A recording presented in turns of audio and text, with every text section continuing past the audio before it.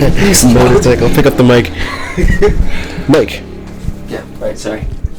Hello, everybody. Welcome back to ROC Movie Reviews. It's been many more months since our last episode. As you can see, we have a new background, new centerpiece. We actually have mics this time. Yeah. Marco is back after about, 2 years of not doing anything? Like, not reviewing movies, I mean. I'd say about. It's been a while. It's been, since our Shallows review. That was, 2 years ago now, I think. Something like that. Yeah, it's been a long time.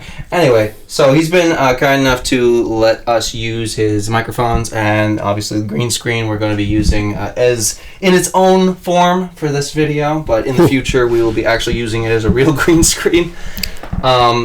Anyways, all preliminaries out of the side, we are here to talk about a movie that you just watched last night and a movie I got to see in August of last year, so almost a year ago. The Meg. Oh. Hold on. I gotta do this now. There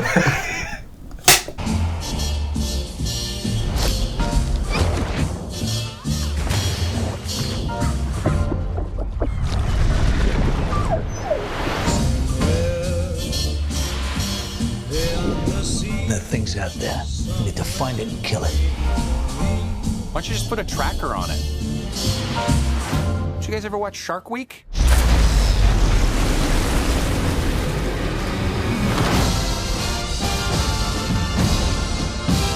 He looks heroic, but he's kind of got a negative attitude.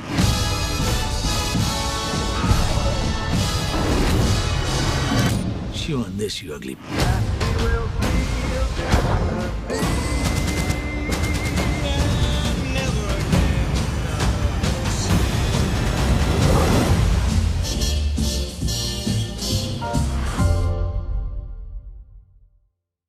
Okay. There, I did it. So, yeah, like I said, I saw this movie in August. Saw the premise: Jason Statham versus a megalodon, the largest shark ever, existed. And I was like, oh, that looks fun. Last summer movie. I'm definitely going to go see it. And I did. And I enjoyed this movie quite a bit. Is it completely ridiculous? Yes. Yes, but it's very fun. And besides the movies we've already reviewed involving sharks, this looked a little different, and it looked like they were really leaning into the ridiculousness of it, which is what I like. But at the same time, it doesn't go into the Sharknado territory. But it also doesn't. It never reaches Jaws level, because it's just I don't think anything can touch Jaws. Right. So, anyways, yeah, plot and story. I kind of already said it. It's kind of easy. It's just that Jason Statham plays a underwater expert who encounters the Meg many years prior, and it destroys an entire sub that he's on, and he's the only one that really sees it, and nobody believes him. Cut to 5 years later, and this research team on Mana 1, I believe it was called, right? Something like that. Yeah, yeah, a research facility, very expensive research facility out in the, I want to say, Pacific Ocean? Yes. Yeah, the Pacific Ocean, are looking to explore the depths even further, and what ends up happening is that I don't know if they awake the Meg, but they do something, and she's not happy. It's pretty much that they go down and they shed some light in a place that usually doesn't have any light. That's true. It's super dark all the time. Yeah. So the light was the trigger. I think so. Yeah. They so attracted the light. Yeah, the light was the trigger. So, long story short, Jason Statham's ex-wife and two other experts are down in I think it was some sort of a sub rover thing on the bottom, right? Yeah. It was something that had a rover attached to it, and they sent the rover out so then the people back at the base could see whatever the rover's seeing. Yeah, that's right. And then the rover gets destroyed. And they're like, oh boy. Yeah, that happens first. Yeah, and they get trapped down there because their rover gets destroyed, and then the Meg just starts playing. They treats them as a bowling pin and just keeps knocking into them until it knocks the systems loose, and they lose control of their ship. Right. If you want to call it a ship. Something like that, sub or something. So, plot story-wise, now Jason Statham, they got to bring him out of retirement, and he's got to work with this research group to essentially rescue these people at the bottom. And other crazy stuff happens that I won't get into now, but that's essentially the story of the movie. Yeah, it's a pretty thin story, but you don't need big, elaborate, complex plots for shark movies like this. I mean, yeah, that pretty much sums the whole thing up, unless you want to go into spoiler territory. Right, yeah. I mean, this has been out for a year, but spoiler-wise, I don't know. There is a couple things that I wasn't expecting in this movie, which I won't say now, but if we were getting into spoilers, maybe we'll leave it till the end of the review. Sure. Yeah. So, plot, story-wise, already talked about it. It's very simple. The cast. This film is directed by John Turteltaub, who did the first two National Treasure movies. Some I actually really enjoyed. I liked those movies quite a bit. They weren't the best thing, but they were like... Yeah, they weren't bad, I guess. They were Indiana Jones for kids, and they were when Nicolas Cage was like in his prime. Right. Yeah. So after many years of him not directing anything, he does this. This film was actually in development for, I think, at least 7 or 8 years. It was a while. So to finally see it come out was exciting for me, and then they released the trailer, and they had the Finding Nemo music, and I was like, okay, I'm seeing this. Jason Statham versus a shark. I mean, come on. Like, you were talking to right now, you don't want to see a movie like that. Yeah. Then you have no taste. Anyway, so Jason Statham plays the lead, Jonas Taylor. Bing Bing Lee is a Chinese research expert on the facility, and her dad, played by Winston Chow, he just labeled as Zhang, Dr. Zhang, I think it was, right? Yeah. Yeah, so her father, her, and then her daughter, played by Shuya Sophia Kai. I thought she was adorable. She was probably the best part. She was like one of the best parts of the movie. I mean, it was that and the dog, Pippin. Yeah, Pippin. Who was mentioned during... Yeah. Somewhere in the middle of the movie. And you've got Rainn Wilson from The Office, Dwight. Yeah. So that was cool. Cliff Curtis, he's a character actor. Definitely seen him in a lot. Who else? Ruby Rose, she's more of an up-and-comer. I've seen her in quite a bit of things. Triple X3, John Wick 2. She was in the final Resident Evil. She's carved a pretty good little niche of movies out for herself in the last couple of years. Right. Yeah. Paige Kennedy. I don't actually know Paige Kennedy. He played DJ, one of the research experts. He was good. I thought he was good. Robert Taylor Heller. He kind of plays a bit of a jerk, but his character was okay. He did a decent enough job. Olafur Dari Olafsson. He's a Norwegian actor who's like always a supporting actor in a lot of different movies. Yeah. He got more to do in this movie than most movies I've seen him in. So he was fine. Again, most of this cast is solid. They are good actors. I wouldn't say there's any bad performances in this movie. No. Not really. No, they're pretty solid overall. Is the dialogue cheesy? Yeah, but, And then Jessica McNamee as the ex-wife of Jason Statham. I haven't actually seen her much at all. I didn't really even recognize her. She looked like another actress. I was like, oh, that's not who I think it is. Yeah. And Masi Oka, who plays one of the experts, who gets stuck down there with the ex-wife.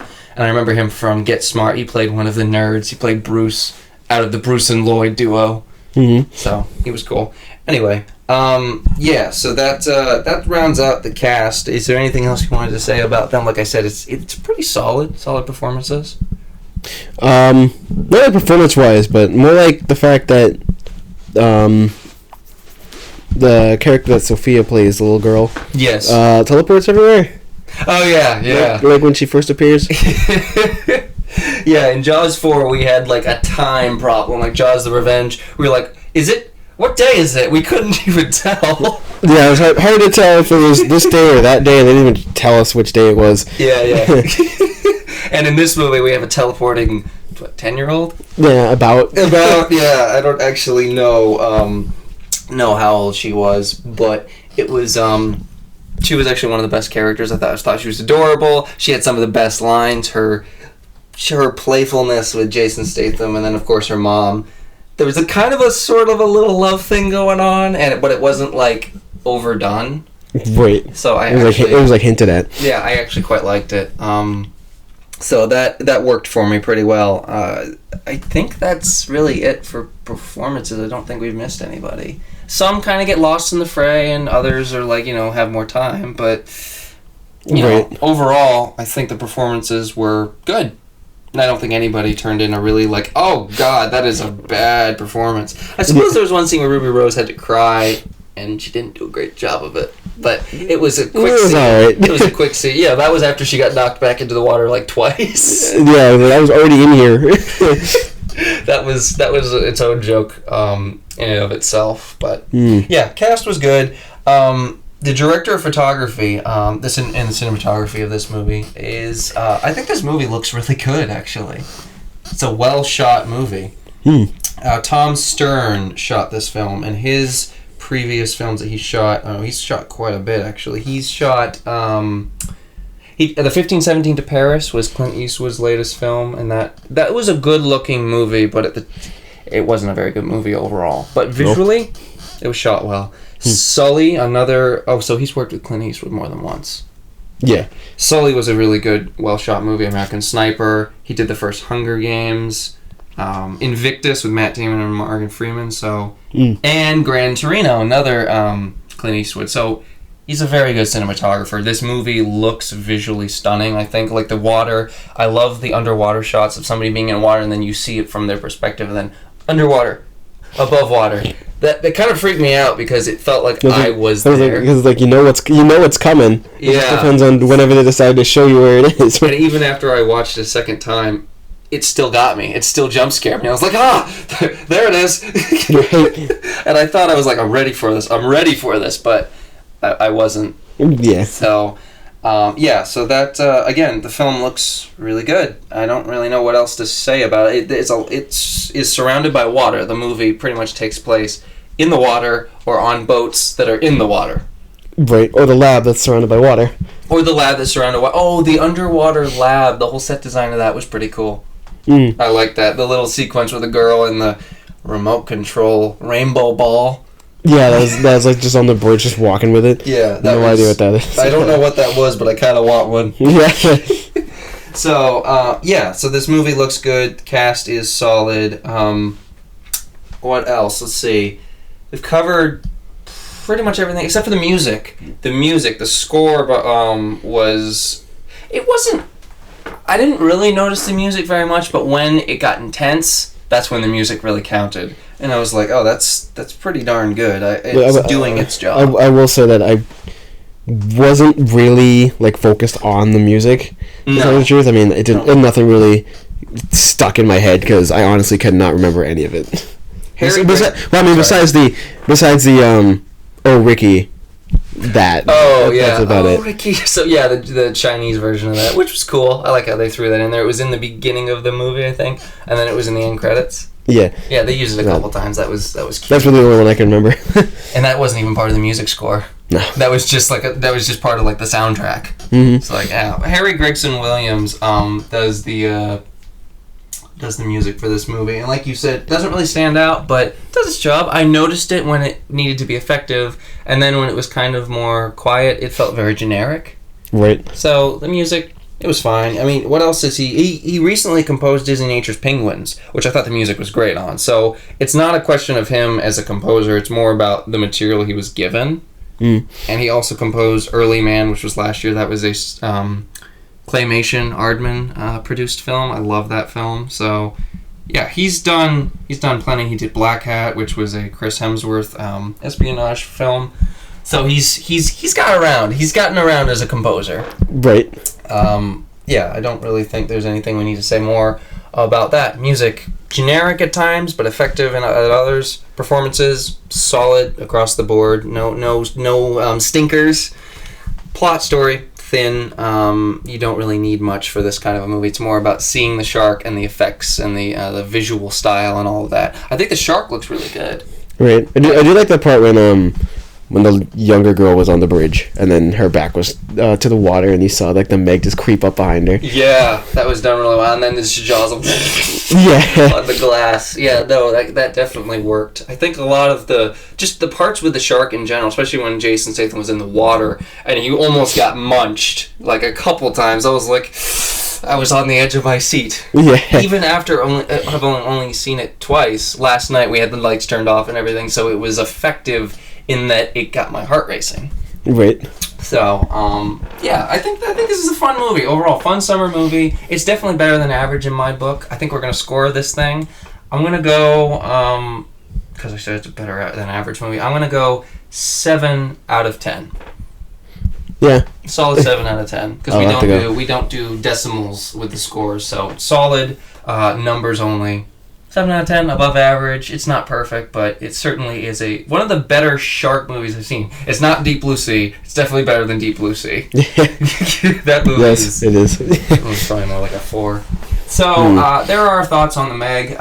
Glad I got you back for another shark movie review. Yes. And you can you can be expecting Marco and I's take on the Sharknado franchise very soon. We always talk about sharks. We're going to have to change that eventually. Okay, alright, he likes it. It's tradition. Yeah, no, it was an enjoyable movie, and I'm sure down the road, maybe we'll talk about, oh god, if you want to talk shark movies still, there's 47 Meters Down. And then the second one comes out in August, 47 Meters Down, Uncaged. And they involve sharks, but I heard both films, like, the first film was it was alright. But any shark movies that are like more mainstream, I'm willing to check out. Right, I mean, if we've done Jaws 3 and 4, then we're willing to do anything shark related. That's true. Yeah, we've literally scraped the proverbial bottom of the barrel. Right. And I know Tommy Wiseau and Greg Sestero are supposed to be doing a shark movie at the end of this year too. Oh boy. So 2 of our favorite things. Oh, maybe we'll review The Room and their more recent Best Friends.